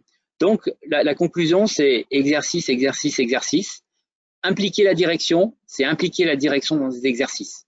Tant que les acteurs managériaux ne sont pas en situation de risque, en situation de crise, c'est très compliqué à faire comprendre. Donc, on fait des exercices, on en fait au moins un gros impliquant la direction par an pour voir comment on réagirait d'un point de vue technique, mais aussi et surtout d'un point de vue communication, organisation avec les métiers, et comment, sous la forme de courtes sessions, on peut s'immerger dans une situation de crise, et comment, sous forme de plus longues sessions, on peut vivre une demi-journée, une journée et demie sur une crise qui dure et sur laquelle on a à prendre des décisions jusqu'au directeur général. La dernière crise que l'on a gérée nous a amené sur pratiquement 2 jours à tenir en haleine des acteurs de la direction, des membres du CODIR, dans des prises de décision avec des stimuli permanents. Et je peux vous dire qu'il n'y en a pas un qui est ressorti, y compris notre DG, sans comprendre que la situation peut être extrêmement critique et qu'on a énormément de choses à prévoir si on veut être efficace au moment de la crise. Des crises, on en a eu, il y en aura toujours, quoi qu'il arrive, quelles que soient les mesures qu'on mette en place de sécurité. Comme disait M. Juillet, les cyberattaquants sont des entreprises aujourd'hui.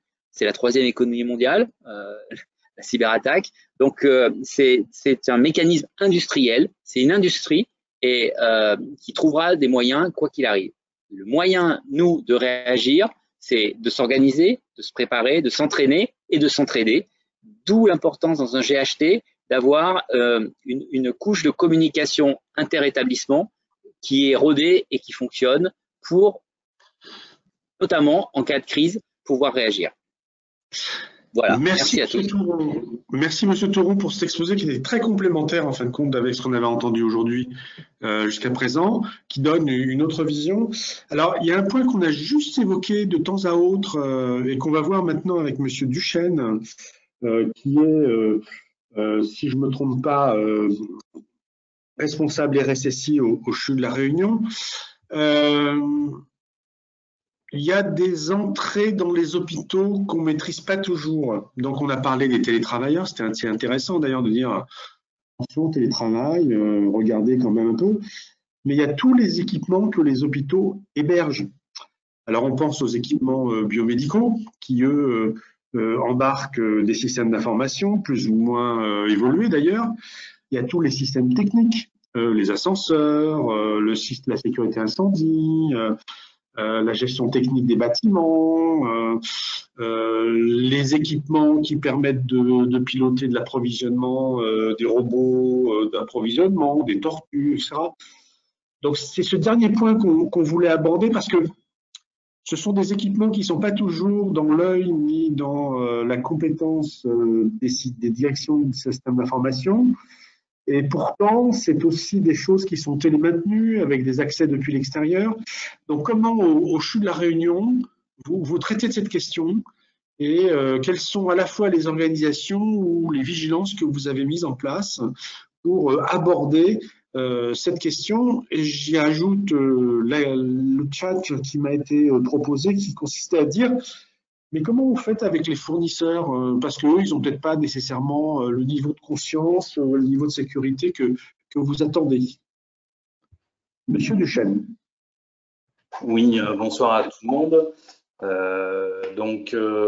Stéphane Duchesne. Alors, je suis responsable de la sécurité des systèmes d'information du groupement hospitalier de territoire de La Réunion, qui comprend donc entre autres le CHU de La Réunion.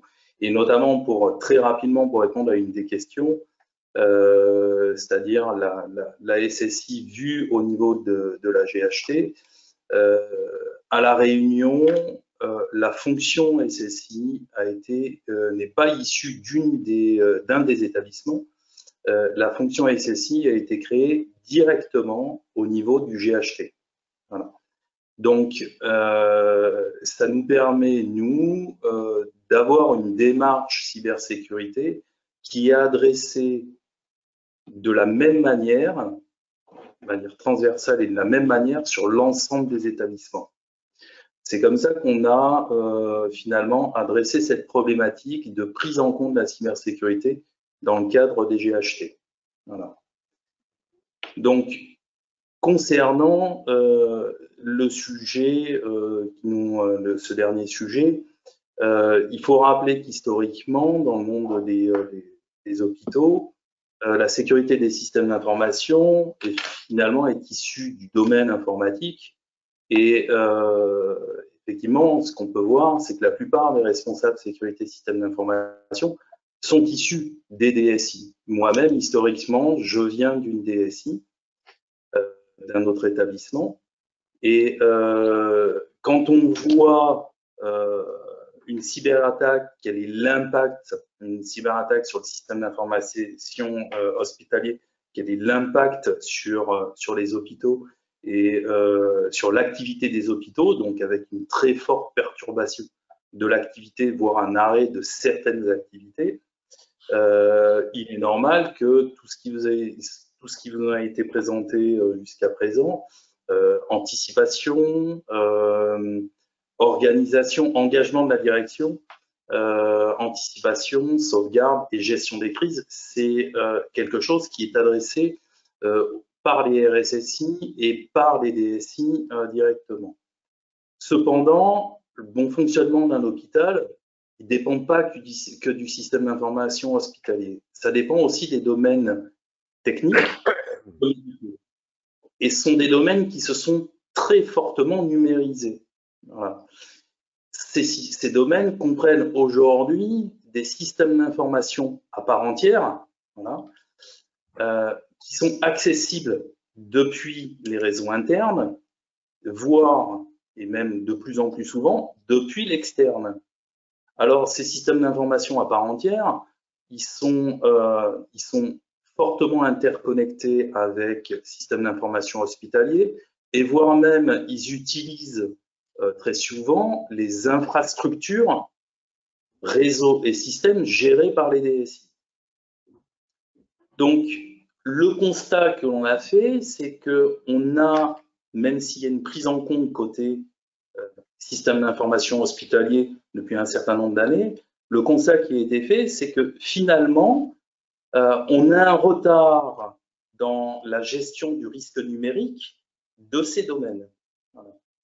Et une compromission, voire une indisponibilité de ces systèmes pourrait avoir un impact tout aussi important sur l'activité des hôpitaux, mais voire même un impact direct au niveau des patients.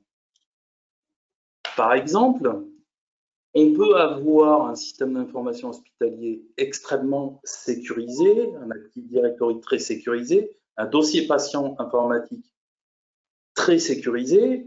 Si derrière les automates qui régulent la distribution électrique au sein d'un hôpital sont attaqués et sont arrêtés, sans électricité, ben, toutes les mesures que l'on aura mises en place au niveau du DPI, au niveau de l'AD, etc., ne serviront pas parce qu'il n'y en aura plus. Voilà. S'il y a une atteinte aux automates biomédicaux, directement, avec une atteinte à l'intégrité des résultats qui sont fournis, on aura des résultats dans le DPI, effectivement, mais finalement, on travaillera avec des informations, des données qui seront erronées et avec donc un impact directement sur les patients. Donc, il faut pouvoir adresser la cybersécurité, non pas sur le domaine système d'information hospitalier, mais il faut également adresser la cybersécurité sur les domaines techniques et biomédicaux. Alors, la plupart des RSSI ont vécu ces 10 dernières années, et même les DSI, les relations entre notamment les équipes biomédicales et les équipes des DSI avec les RSSI, des relations assez souvent conflictuelles. Alors, ça se passe bien dans certains établissements, moins bien dans d'autres, où dès qu'il y a des nouveaux équipements, des automates de laboratoire, des modalités d'imagerie qui doivent être connectés sur le réseau, mais finalement, on a une vision de la cybersécurité avec des mesures qui sont propres au domaine du SIH. Or, ces domaines, finalement, les besoins de sécurité ne sont pas les mêmes. La temporalité n'est pas la même également. Quand on prend un équipement industriel, et ce n'est pas comme un PC ou un serveur, il va durer 10 ans, voire 15 ans. Quand on achète un IRM, c'est pareil. On n'est pas du tout sur les mêmes temporalités. Et qui plus est, on n'a pas également les mêmes contraintes. C'est-à-dire qu'on ne peut pas mettre en place les mêmes mesures sur le domaine système d'information hospitalier, sur le domaine informatique, que sur le domaine biomédical, notamment à cause de la fameuse norme CE médicale, et encore moins sur le domaine des systèmes d'information industriels. Alors, ici, à La Réunion, on adresse différemment ces sujets-là, c'est-à-dire qu'aujourd'hui, notre politique de sécurité est applicable sur ces 3 domaines, voilà, avec des mesures propres à chacun des domaines. Alors, pour ça, issu moi du domaine informatique, des DSI, mais finalement, notamment l'industriel, c'est un domaine qu'on ne connaît pas si bien que ça. Voilà, c'est un peu une boîte noire. Alors, ce que l'on a décidé, c'est de mettre en place, en premier lieu, un premier audit complet sur l'ensemble de nos établissements du GHT pour définir d'une part une cartographie, parce que Sylvain François a parlé qu'il fallait une cartographie de nos applications, de nos infrastructures, ça c'est très bien, mais il en faut une aussi au niveau biomédical et au niveau industriel. Voilà. Bien lister toutes les vulnérabilités sur tous ces systèmes, voilà. Et on liste les vulnérabilités sont tout autres sur des automates industriels que sur un PC ou un serveur, voilà. Redéfinir notre plan d'action qui est en cours et surtout avoir un référentiel de sécurité qui est propre à ces domaines, avec des mesures qui sont propres à ces domaines. Alors nous, on est en phase à lancer cet audit et derrière, alors ça va durer à peu près 6 mois au niveau de l'audit, avec notamment des prestataires qui sont issus du domaine industriel et biomédical. Les référentiels sécurité que l'on va avoir nous permettront de mettre à jour notre politique de sécurité et mettre en place des mesures qui sont propres à ces domaines et qui seront partagées entre les équipes biomédicales, les équipes des services techniques et les DSI. Parce que ce qu'il faut, c'est partager l'information, puisqu'il y a une interconnexion qui est de plus en plus importante, et bien comprendre qu'il va falloir avoir des mesures propres à chacun des domaines. Donc, c'est une action qu'on a mis en place, qui est acceptée par l'ensemble des établissements. Alors, pour ça, pour y arriver, d'une part, il faut travailler au niveau de l'ensemble des directions, parce que l'engagement, comme en parlait Fabien Malbanc, l'engagement des directions générales, c'est extrêmement important, voilà, qui comprennent bien qu'il faut également adresser ces domaines-là. Les directions concernées, mais il faut les convaincre également de mettre en place, de dire mais la cybersécurité, c'est pas que le problème des DSI et des RSSI, c'est aussi le problème des équipes biomédicales, c'est aussi le problème des services techniques, et dire ben, il va falloir mettre en place des mesures qui leur sont propres. Alors on a défini déjà un certain nombre de mesures parce qu'on a une certaine expérience, mais cet audit nous permettra de préciser toutes les mesures à mettre en place directement sur ces systèmes. Et puis derrière, il va falloir travailler de plus en plus de concert entre toutes ces directions. Parce que les interconnexions, il va y en avoir de plus en plus. L'utilisation des infrastructures pilotées par les DSI, voilà, réseau et système, il va y en avoir de plus en plus par les équipes biomédicales et les services techniques.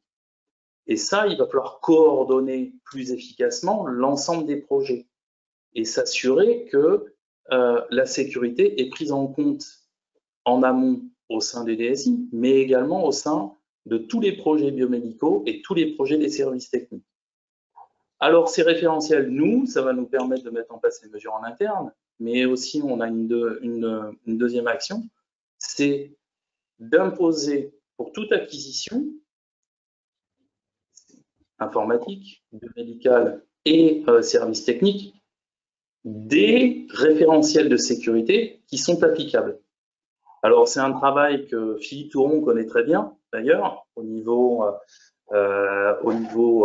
des DSI, pour toutes les applications informatiques, les infrastructures, mais c'est quelque chose qu'on doit faire également en collaboration avec les équipes biomédicales, mais aussi certainement la FIB, en collaboration avec les équipes, les achats et les équipes des services techniques, mettre en place ces clauses sécurité également au niveau industriel et au niveau biomédical.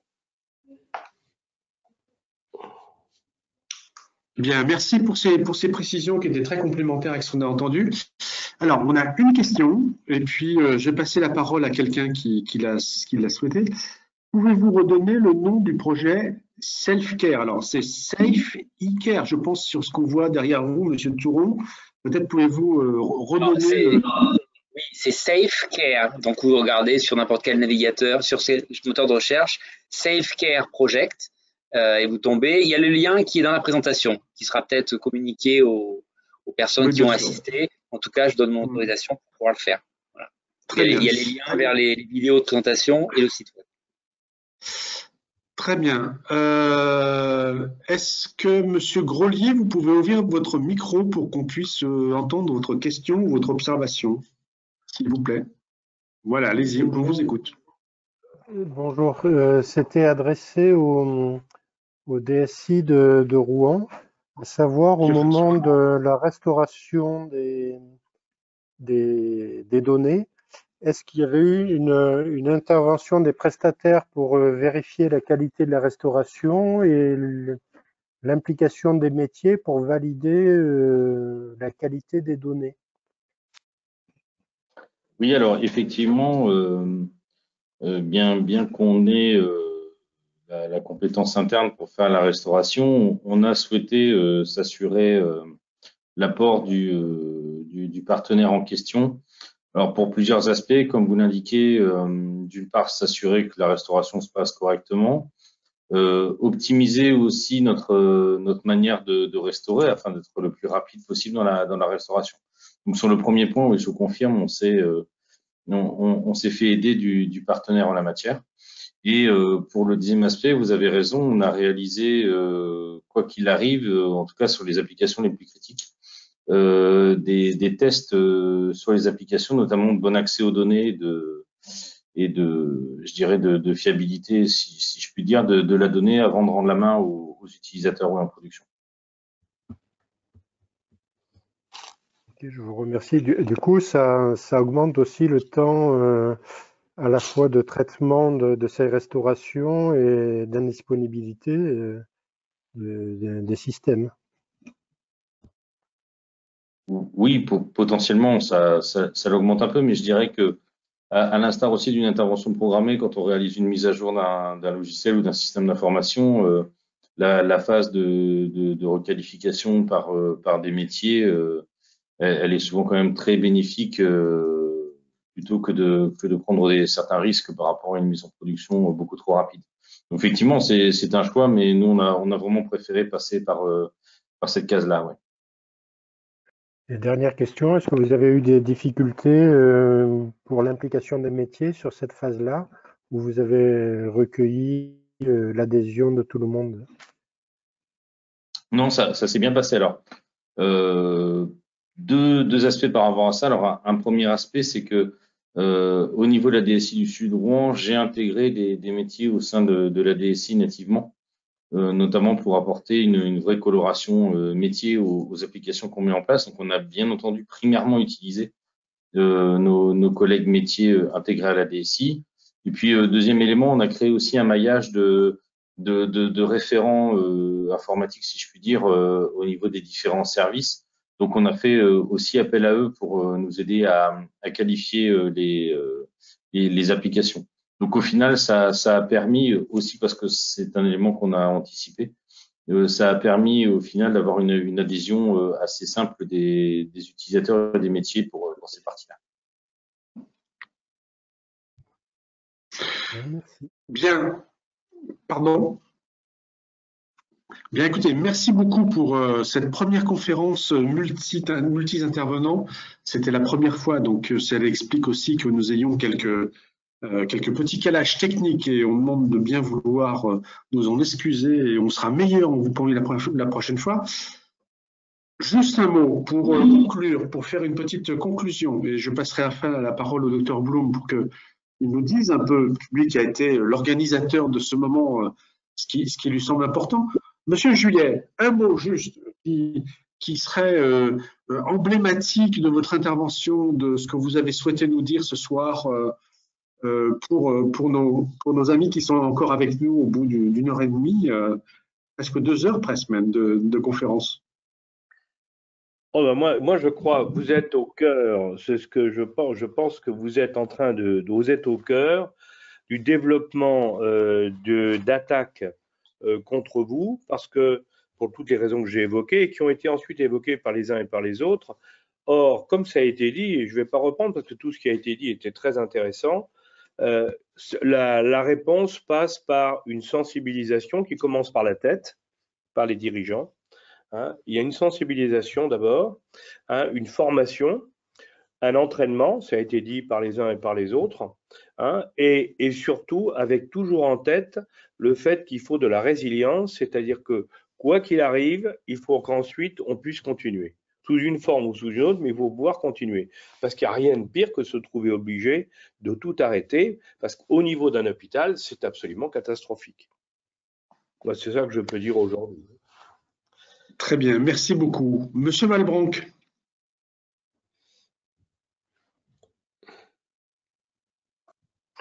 Écoutez, moi, je rejoins un petit peu l'avis de tous les participants. Alors, il y a une question sur la partie souveraineté que j'aurai probablement l'occasion de traiter dans un autre contexte. Aujourd'hui, je pense qu'on se méprend un petit peu et je ne sais pas mettre un nuage en cage, mais il y a des implications beaucoup plus stratégiques que la simple évocation technique des éléments qui sont utilisés. Concernant toute la partie préparation et gestion de crise, effectivement, je rejoins Sylvain sur l'aspect très important de la logistique et de toute l'organisation qui permet de faire tourner des équipes, puisque quand on travaille avec des équipes qui sont épuisées, on risque le surincident et on n'obtient plus toute la quintessence des personnels qui travaillent. J'avais mis en place, moi, dans un autre contexte, dans un contexte plutôt grande distribution, des réservations de places d'hôtel pour pouvoir faire tourner les équipes en évitant de les remettre sur la route une fois qu'elles avaient fait leur vacation sur la partie technique et gestion de crise. Ce qui est clair, c'est qu'effectivement, il faut mobiliser les directions générales et il faut réussir à faire comprendre que une crise cyber, c'est jour-nuit sur un système d'information et du coup, plus on fait d'exercices et moins on a cet effet de sidération quand la crise. Merci. Monsieur François, marathon, vous avez dit, je crois. Hein.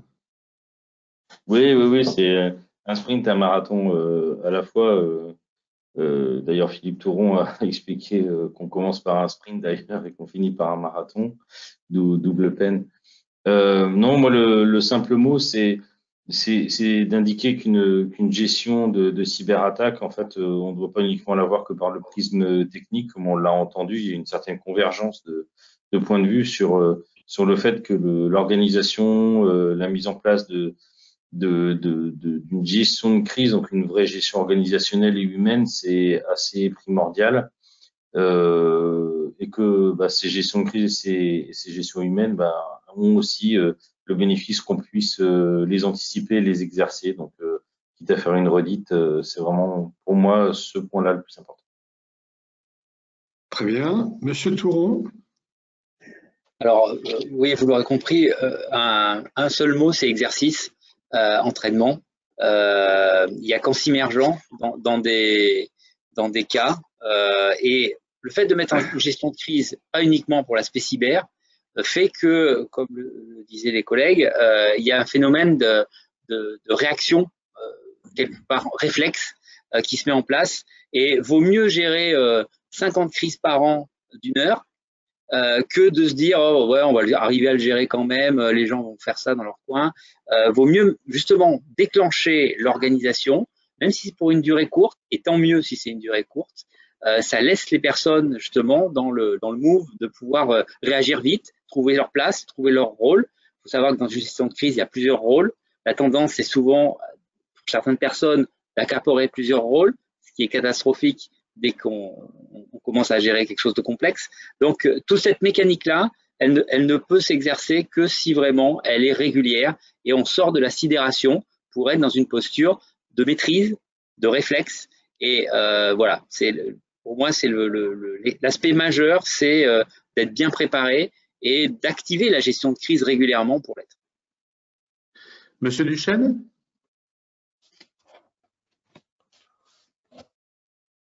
Oui, juste que sur tout ce qui est fait, il ne faut pas restreindre les aspects cybersécurité au seul domaine informatique. Il faut adresser une démarche globale qui prend en compte les 3 domaines, l'informatique, le biomédical et le technique, et tout en préservant et en prenant en compte chaque spécificité de chaque domaine. Mais il faut avoir une démarche globale qui soit pilotée de manière centralisée. Voilà. Parce qu'au bout du compte, un hôpital ne fonctionnera pas si ne serait-ce qu'un seul de ces domaines ne fonctionne pas. Très bien. Moi, je retiens de ce qui a été dit qu'il faut quand même penser que quand un hôpital est victime d'une cyberattaque, il peut ne même pas passer une commande. Et que lorsqu'il a besoin de prestataires, passer une commande, c'est le premier acte de couverture. Donc, ça veut dire que pour une IHA, ça veut dire qu'il faut peut-être qu'on réfléchisse à une modalité qui vous permette d'avancer là-dessus alors que vos systèmes d'information sont a priori HS et qu'on ait la possibilité de vous ouvrir ces facultés alors que de fait les tuyaux habituels sont bouchés. Docteur Blum, vous êtes l'initiateur de cette conférence. Oui, on vous entend. On vous entend. Assez loin, vous êtes assez loin, mais on vous entend quand même. Quelles seraient vos recommandations si vous aviez à faire aux hospitaliers? Qu'est-ce qui vous semble le plus important, le plus nécessaire, l'urgent? Donc, on a compris qu'on allait faire des exercices, comme le président de la République a dit hier, qu'il y aurait 30 minutes d'exercice tous les jours à l'école. On va faire de l'exercice aussi, des exercices de cybersécurité dans les hôpitaux, 30 minutes tous les jours. Une bonne idée, 30 minutes par jour, c'est à peu près le rythme qu'il faut avoir pour rester concentré. Bon, parfait. Donc, Dr Blum, hormis 5 fruits et légumes, 30 minutes d'exercice en cybersécurité, on dit quoi?